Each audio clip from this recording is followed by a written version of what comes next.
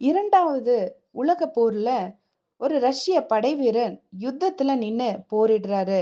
இப்போ அவருக்கு ஒரு சின்ன விடுமுறை கிடைக்குது. அந்த விடுமுறையில வீட்டுக்கு வர்றாரு. வர்ற வழியில ஒரு லாரியில நிறைய சடலங்களை ஏற்றி கொண்டிருந்தாங்க.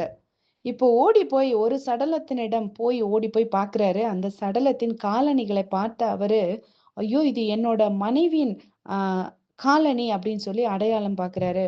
உடனே அதிர்ந்து போன அந்த மனுஷன் அந்த லாரியில இருக்கிற மனுஷங்க கிட்ட போராடி தன்னோட மனைவியின் சரீரத்தை பெற்றுக்கொள்றாரு. அந்த போர் வீரன் தன் மனைவியை தன் கைகளில் ஏந்தி நெஞ்சார தழுவினான். அவளோட உடல்ல சற்று அசைவு தெரிய உயிரோடு அவள் இருக்கிறாள் அப்படின்னு புரிஞ்சுட்டு வீட்டுக்கு கொண்டு போய் அவளை நல்லபடியா பராமரிச்சு நல்ல உடல்நிலைக்கு கொண்டு வராரு. அந்த போர் வீரனுக்கும் அவனோட மனைவிக்கும் 8 வருடங்கள் கழித்து ஒரு மகன் பிறக்கிறான். 1952 ஒரு மகன் பிறக்கிறான்.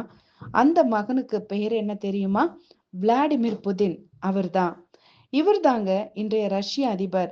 ஹிலாரி கிளின்டன் எழுதிய கடின தெரிவுகள் அப்படிங்கிற புஸ்தகத்துல இது கிடைக்க பெற்றதா சொல்றாங்க. இது எவ்வளவு ஆச்சரியமா இருக்குது இல்லையா?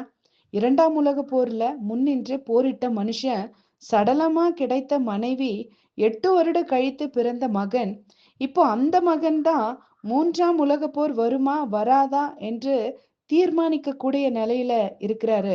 இதை நம்மள ஆச்சரியப்பட வைக்கிறது இல்லையா? கர்த்தாவே, உமது கிரியைகள் எவ்வளவு திரளா இருக்கிறது! அவைகளை எல்லாம் ஞானமாய் படைத்தீர். பூமி உம்முடைய பொற்களினால் நிறைந்திருக்கிறது. கர்த்தருடைய கரம் இதை செய்ததென்று இவை எல்லாவற்றினாலும் அறியாதவன் யார்?